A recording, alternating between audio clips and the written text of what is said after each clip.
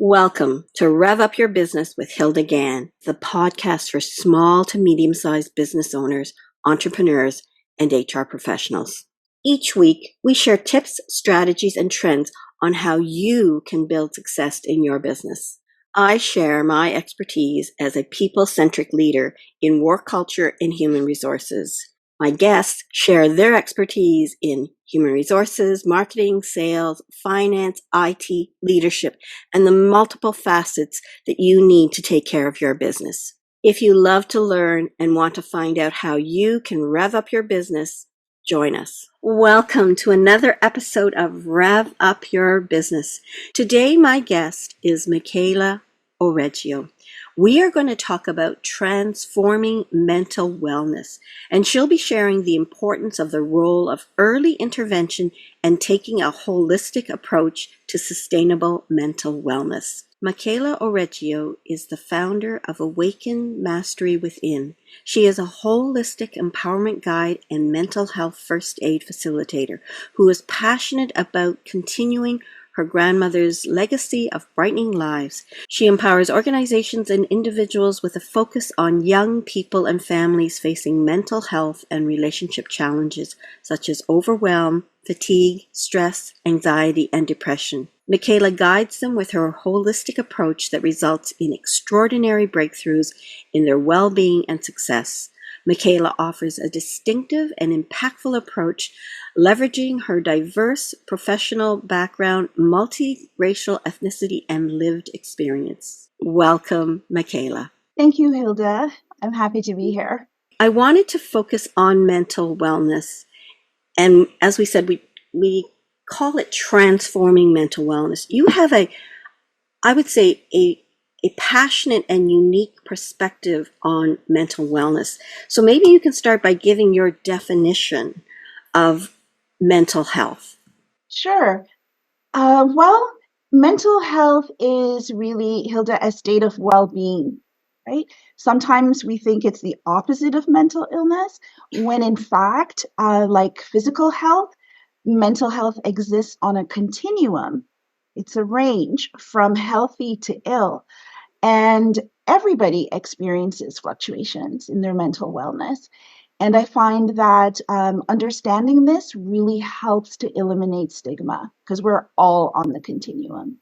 And there's interesting statistics that used to be 1 in 5 pre-COVID people suffered some kind of mental health challenge in their lifetime. But that's changed. Do you want to share that information? Sure, yeah. Actually, by age 40, it's 1 in 2. Wow. Half of us will have had a mental health illness. And that's nearly twice as many people who have heart disease or type 2 diabetes. So the statistics are harrowing, as I call it. They're quite alarming. And share more about what you see in terms of that definition and the stigma that we have. Like, we don't want to talk about mental health. Not mental health, but mental illness, as the term is coined. And people have difficulty talking about it. What's your view on that? Well, I believe why a lot of people have difficulty speaking about it, and also there's having a fear around it, is because of lack of understanding. And I find that what we don't understand, we tend to be afraid of. So when we can educate ourselves, when people have more awareness, I find that the stigma can decrease having this awareness. So you talked about the mental health continuum, and you talk about stigma. How does understanding the continuum help people with the stigma, debunking the stigma? Understanding the mental health continuum, as I was sharing earlier, it's a spectrum. So everyone moves along this spectrum throughout their lives. There's a range from healthy to ill. So in between, there's reacting, injured. So healthy, reacting, injured, and ill. So because we're human, most or all of us can say that we have experienced at some time overwhelm, stress, anxiety, fatigue, sadness, depression. So with this spectrum, this continuum, it helps to normalize mental health experiences. And because of that, that reduces stigmatizing labels. We don't need a label for anything, right? We're just focusing on the movement from one end to the other. And it encourages open discussions. And it definitely highlights the importance of early intervention so things don't escalate. So that's going to promote a proactive approach to well-being. That's also going to help us to be more compassionate to ourselves and to others, and to create a supportive environment for everybody. I know that sometimes people don't know that they're in mental health stressful situations until it becomes like they're far down on the challenge side of mental wellness. I remember the Olympian Claire, and she was on Bell Talks, and she shared that she didn't even know she was depressed until it was very far down the road, and she just didn't recognize. And that's why she started to come forward and share her story, because she wanted other people to hear that this can happen to all of us, and sometimes we don't even know that it exists. Exactly. So having the awareness then of the different kinds of disruption and distress that we can experience on that continuum, it's very helpful because we can note, for example, let's check in for ourselves and for others. You know, what changes are we seeing in mood? What changes are we seeing in thinking?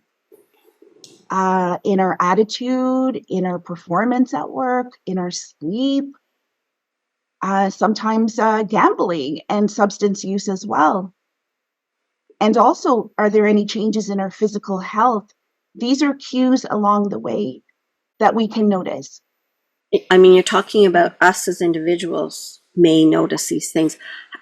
How do leaders, managers look for that in their own staff, and how can they be helpful? As leaders, it's absolutely crucial to recognize changes in staff mental health and to support mental wellness in the workplace. And leaders can do this by observing shifts in behavior, in mood and performance, such as changes in productivity, absenteeism, social withdrawal, and signs of distress or anxiety. And the stats tell us that 60% of people will not seek treatment because of the stigma, the fear of the stigma. So, for example, 60% would not seek treatment through employee assistance programs, EAPs, for example. So I highly recommend mental health first aid training, and this is one of the training programs that I do, and I'm accredited by the Mental Health Commission of Canada. And this training equips leaders and staff with the skills to recognize early signs of mental health issues, facilitating prompt support and intervention. And it's also going to help participants to improve their mental wellness as well as and to check in with themselves. And that's also supporting early intervention. So investing in mental health first aid, it leads to employee well-being, greater productivity, reduced costs, and a more positive workplace culture. And it's going to show a commitment that the leaders have to team welfare, their well-being, their resilience. And I also want to add, Hilda, that for those employers that may offer employee assisted programs or other well-being mental wellness programs, and they know that their staff is actively using it, I would still encourage them to get the mental health first aid training done, because it is a proactive approach and it's absolutely complementary to whatever program leaders may be offering. And it's going to encourage a culture of greater openness, greater awareness, greater understanding of mental health, early intervention, and this all leads to greater positivity and better results. So tell us a little bit more about Mm-hmm. mental health first aid. You said, well, that's what I do and that's how I can help.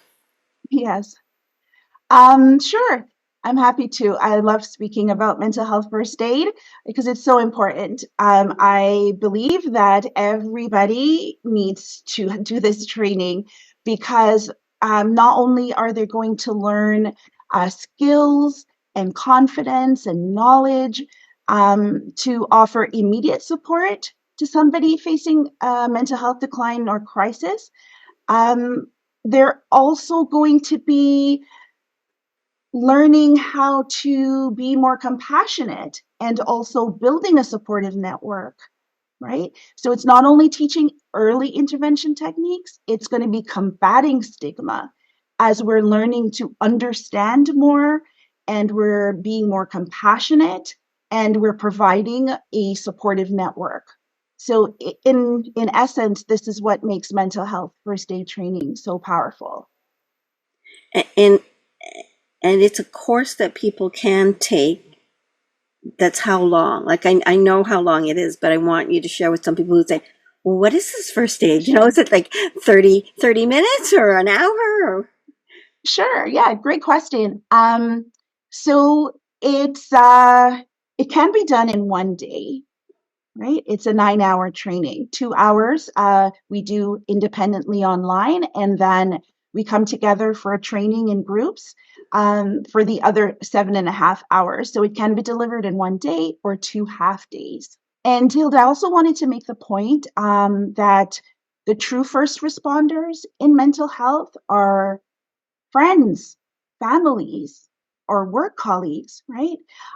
We are the true first responders. And so being empowered with the knowledge and the skills and the confidence of what to say, what not to say, for example, right? Because we often know a lot about physical illness, but there tends to be less knowledge about mental health or substance use problems. And this is the lack of understanding that leads to fear, which I spoke about earlier. And it's the lack of understanding which leads to negative attitudes towards people living with these challenges. So education and awareness is definitely a wonderful and powerful solution to the Where mental do you health think crisis. we as a society are with Mhm. stigma of mental wellness or mental health? To be quite blunt, I want you to be blunt. That's what you're here for. You're sharing your expertise. to be quite blunt, um, there has been some progress, but there is a very long way to go. However, as you know, with me, there's always a positive side, right? So the positive side of that is that we do have a solution. We can learn about mental health. We can learn about challenges. We can get greater insight into what happens to other people or even within ourselves, right? So the solution is available. There's something we can do about it, and it's early intervention. And it's a holistic approach. So mental health first aid is about early intervention, and it's also holistic, Hilda, because it's providing a comprehensive approach to the topic of mental wellness. It's information, it's activities, it's self-reflection, it's the whole 360 that puts the pieces together and gives people many aha moments. Oh, I see. Oh, I understand. I thought this, but it's actually that, right? And it helps us to not be judgmental. It helps us to listen really well and to understand really well and to be non-judgmental in our communication, which is key. There are for some people relationships. that don't get it. Yeah. They just don't get it. They say, well, Mm. they're up walking and talking. Like, what do you mean they're depressed? And yet for some people, the actual effort of getting out of bed takes Mm-hmm. every strength of Everything. courage, Yeah. energy to do it. And all people see Indeed. physically is, Yes. well, look at them. They say they're depressed and they've just gone for coffee or they're having an ice cream cone. That's not depression. Like, people don't get this whole fact. They just physically see something and they make an assumption. They don't know what is That's right. going on within the mind and the soul of that person. Mm-hmm. I can remember times when I was talking to some of Yeah. my managers. I was the director of nursing at the time, and you could slowly, week by week, see the stress increase in them, and Mm-hmm. the lack of ability to problem solve. Things that seemed so simple became difficult to make a Enormous. decision. Yeah. And I mean, I was early in my career. Mental wellness was not even a flicker in people's um, storage of tools that they Yeah. had. So, like, I can still feel that struggle that person has, and yet I think a lot of people don't get it because they've never experienced it. They've never had the empathy to understand where that person has been. Can you kind of share, how do we help people who don't get it? People will get it in one of two ways. Either there's something inside that is motivating them to want to understand, to want to care about other people, because at the root of it, that's what it is, caring about other people. And we cannot truly care about other people if we don't care about ourselves. Unless we have that foundation of rich self-care and self-love, it's challenging to genuinely and effectively care for others. That's what I found to be true. Um, in my own life and also with my clients, people that I know. So people are either going to get to that point when, based on their environment, they are given, nudges, right? From what's going on around them. So it's on the continuum, a small nudge or a big nudge. How big do you want it, right? And the big nudge can be when, oh my gosh, everything's falling apart around me, or we're standing by and seeing something in others and sensing it, even when we don't exactly know, but something just tells us maybe there's an issue, maybe something's happening with that person, and we just want to ignore it. So it's either when it becomes a crisis, right? Or where something inside of us is motivating us to want to care and learn and help others more. Usually it's those two kinds of situations. Yeah. So that's why I'm so passionate about the education and awareness, because COVID did it, didn't it? Right? COVID did it. COVID really was an opportunity. If we look at the bright side, and some people are like, "Oh, is there a bright side of COVID?" Well, I believe there's a bright side. If we look at it, it helped us to be more compassionate. Like, we put on our masks so that we don't have a negative consequence if we have something to go to the other person to transmit it, for example. And it's also showed us that the invisible can affect us, right? We don't literally see it. And that's the thing with mental health crises or decline. We don't often notice the subtle signs that are there until it's too late, right? So, it's really important that we just listen to what I would say our inner voice, our intuition, and how that leads us to want to learn more and to help others more and help ourselves, because in helping others, we do help ourselves. Yeah. You talked earlier, and Yeah. I introduced that you were going to share this Yeah. holistic approach, and Mm-hmm. I'm wondering if you can talk about it, because I think in earlier conversations we talked about the biomedical Yeah. model, And in order to understand a holistic approach, you need to understand the perspectives. So go ahead and share some of that for us. I'm happy to. This is my happy space. so, generally speaking, mental health has been thought of as purely biological, that it's only biological dysfunction that causes an issue with mental wellness.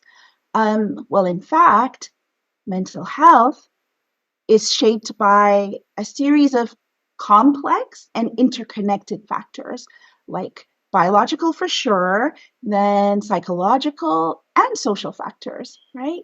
So this is a holistic approach, and taking this approach offers a more effective intervention for mental well-being and for sustainable mental well-being as well.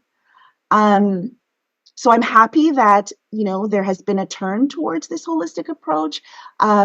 However, despite its growing acceptance, traditional medicine continues to prioritize the biological aspect. And also, another crucial component, which is often stigmatized and neglected, is the spiritual factor. And just like to explain about the definition of the spiritual factor, a little bit about that. So this spiritual approach, it acknowledges the importance of meaning, of purpose and values, and the beliefs that somebody has. So it doesn't matter if we have this belief, if they have the belief, that matters, because belief is so powerful, right?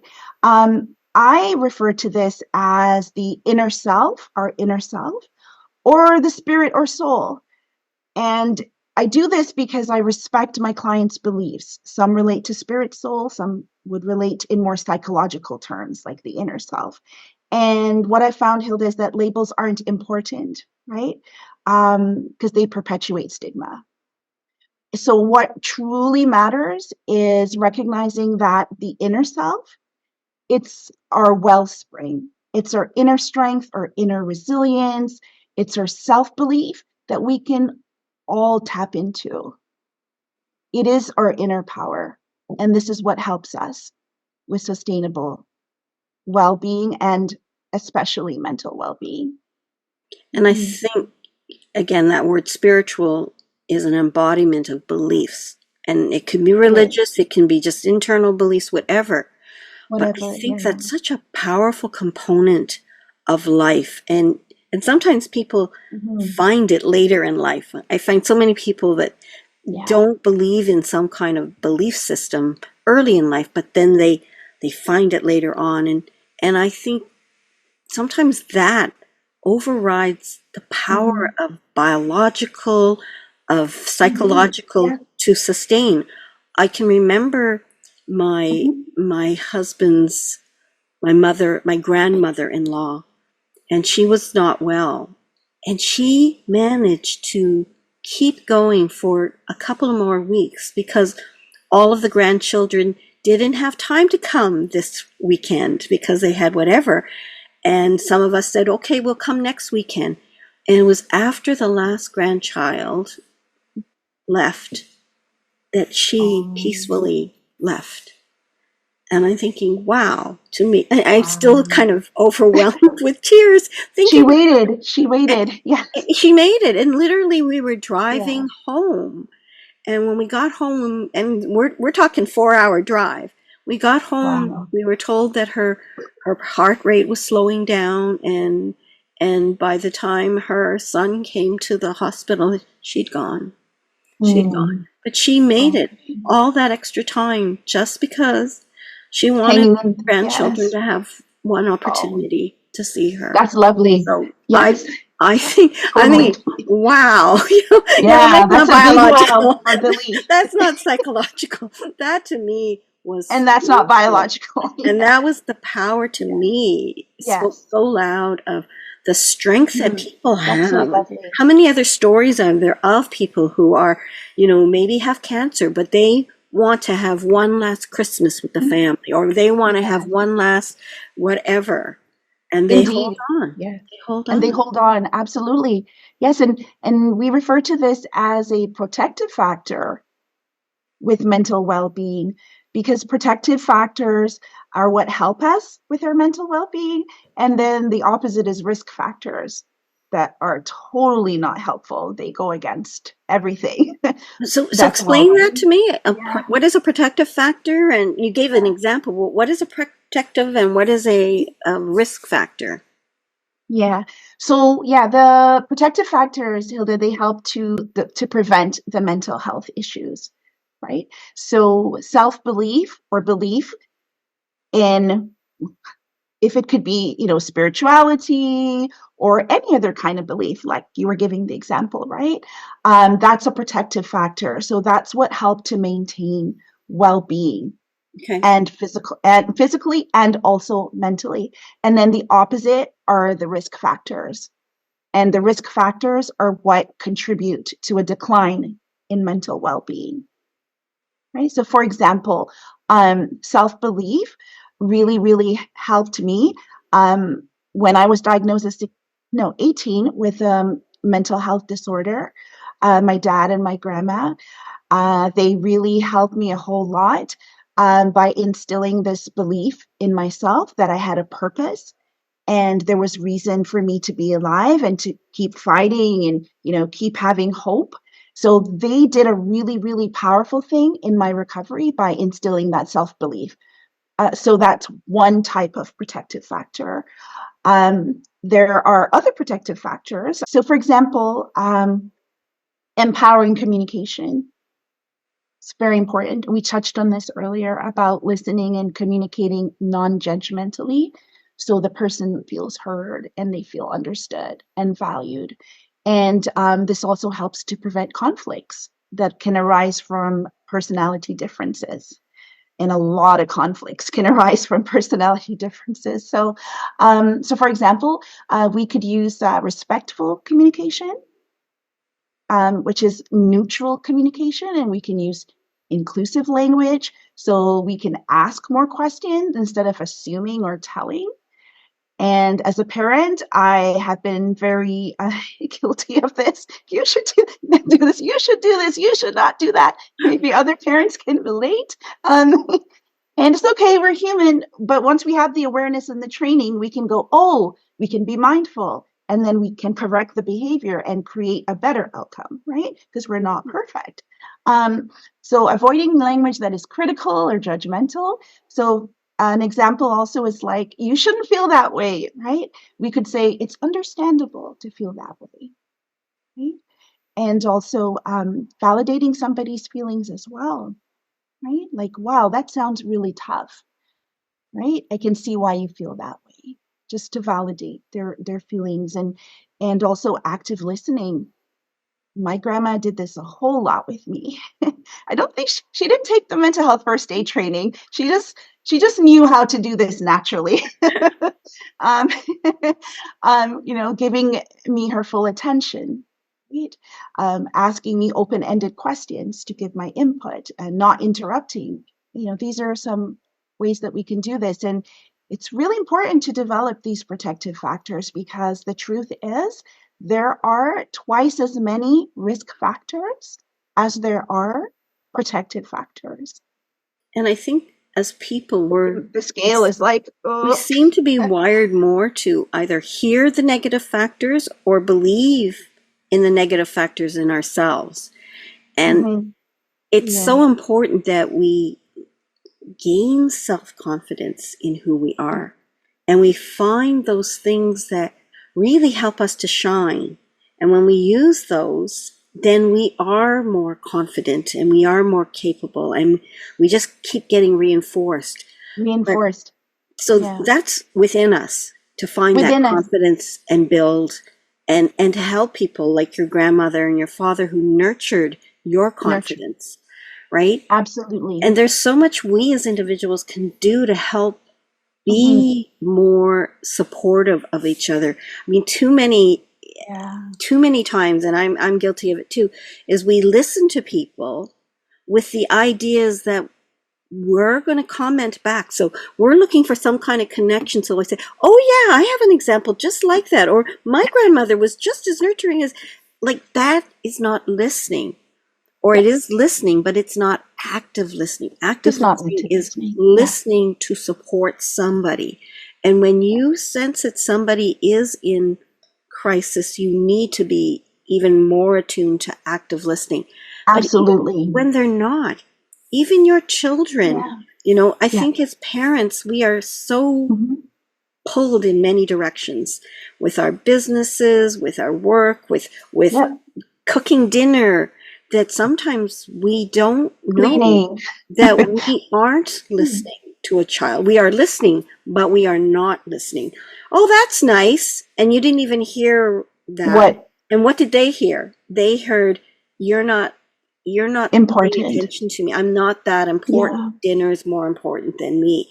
And so we should learn to just even be more active listening in just everyday life, because you never know whether that active listening in the normal course of a healthy, well-being person is going to be nurturing, or the dismissive could be detrimental. Yes. Slowly over time. Over time. It builds up. Absolutely. Yes. Yeah. I love that you shared that, Hilda, because another protective factor is cultivating the strong parent-child relationship.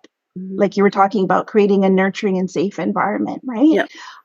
With warmth and support and encouragement, which is super important. And that self-belief is super important because that's part of her inner power. So my grandma and my dad did a really great job of helping me to tap into that inner power, that inner resilience, that inner strength, by telling me also about my purpose. So I would just like to also share just one more point about that protective factor, which is the self-belief. Like, how can we help people tap into their self-belief when they don't believe it themselves? Because many times in this, when we're moving from the state of mental health to the other sections on the continuum, what's happening is we're feeling, and I know because I have the lived experience, like I don't matter, I'm not good enough, I don't fit in, I don't belong, and these voices can really become really, really loud. And if we listen to them, like in an instant, we can shift from one side of the scale to another. And that's why it's so important for the early intervention to intervene so we can get the best outcome. So I just want to share a couple ways that we could do that to instill self-belief in others. For example, we could help people to tap into their worth and their inner strength and resilience in saying something like, you have, like, I believe in you. You have the capability to overcome challenges. I believe in you, and I'm here to support you every step of the way. We can also say, like, your presence makes a difference in the world. Like, you bring unique qualities and values, and you matter. These words said with sincerity and love are powerful, very, very powerful. And I remember my dad when I was at one of the lowest points during the hospital stay. And my dad is a man of very few, very, very few words. And when he spoke, one would not say it's on the philosophical or spiritual side. It's more on the practical, what's there in front of us side. So this was quite unusual for him to say.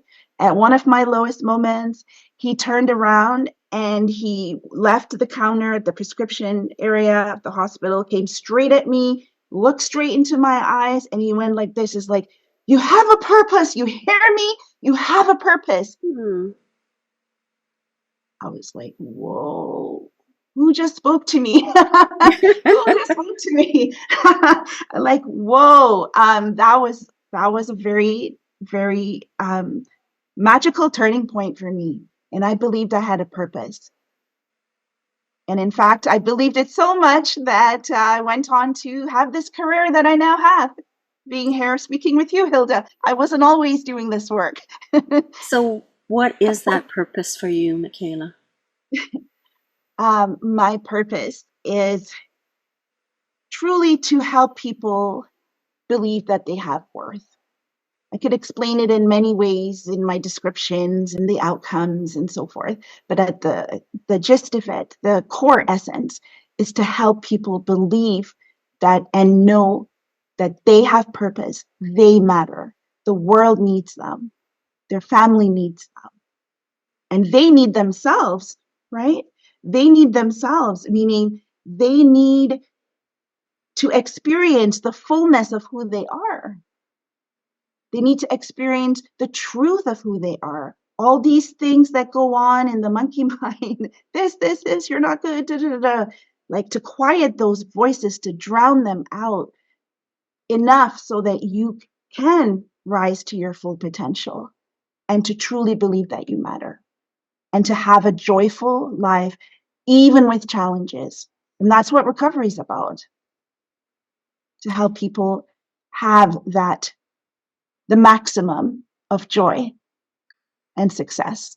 I so appreciated you coming Yeah. and joining me today and really helping us kind of talk about mental wellness and how we need to shift our Mhm. thinking about that so that we can help ourselves, help others. And I loved how you focused on the value of early intervention, of the way you parent in a positive way, of how you build your own self-worth, and the spectrum of we've all gone through mental wellness challenges and health Yeah. and it's a spectrum. And your statistics, if it's 1 and 2 by the time you're 40, that means every person you look to, every other person that you look to has probably been there. And I can still remember when I was doing my nursing and I was in psychiatry, and there would Mhm. be people who had what we call reactive depression. Something happened and they felt suicidal and got depressed or whatever. And I would hear their life story, that situation, was no different than maybe I had experienced. What Mhm. set them apart from me? That they were on that side in the Right. hospital, and I was on this side helping people in the hospital. And that was a powerful lesson for a 19-year-old to learn, like Mhm. really. And so for you to come on and share these kinds of things with us is really helpful. And I loved your tips. I loved you sharing your own personal experiences and your father really pulling you from somewhere deep low to saying you have a purpose. And you heard that message. And today you're trying Loud and to help clear. others. Well, when Yes. you said it, your eyes lit up like your father's must have. And Yeah. and I think your purpose is Yeah. really to help people, you know, Mhm. be that best, healthiest version of themselves and to understand that there are many aspects of holistic um, approach, not just biomedical, psychological, social. Share with us any final tips, strategies, or information before we sign off today. Sure. Um, what else would I like to share? Well, as we were discussing, it's 1 and 2 people, yeah, and also want to just shine a light on youth, young people. And when I say young people, that goes from 15 up to 34, right?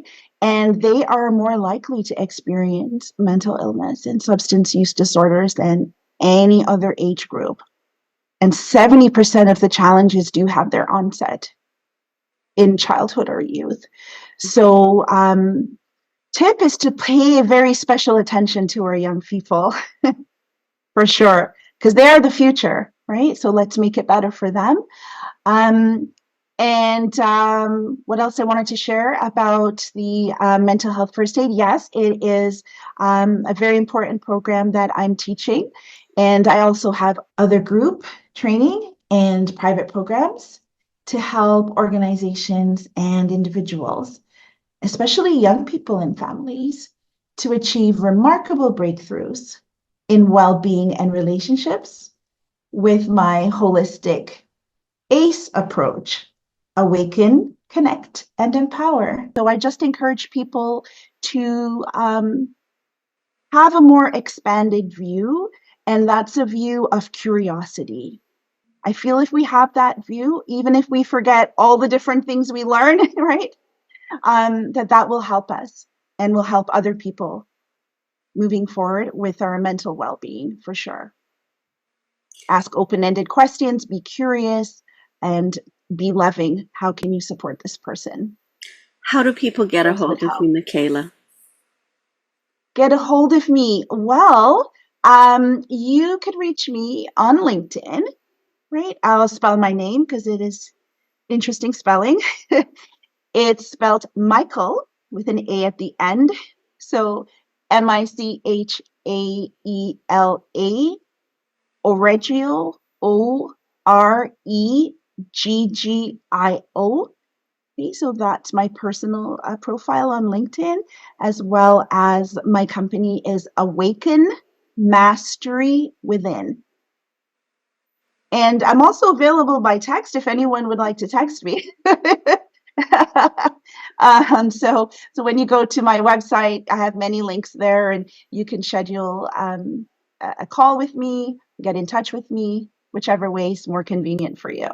awakenmasterywithin.com. Thank you. Thank you. Yes. Thank you for being my guest today and sharing some insights that will help us transform our thinking about mental wellness and how we can be better at gaining confidence in our own mental wellness and those of the lives we touch. Thank you, Michaela. You're very welcome. It's my pleasure, Hilda, and thank you for having me. And to those who are listening or watching this podcast, give it a thumbs up or subscribe to our YouTube Rev Up Your Business. And thank you for joining Michaela and myself. Have a great day and rev up your success. Thank you for tuning in to Rev Up Your Business with Hilda Gann. Be sure to like, comment, and subscribe to our podcast on YouTube and Spotify to stay up to date with all of our latest episodes. For more HR tips, strategies, and to learn how you can create a people-centric workplace, visit our website at peoplebrightconsulting.com.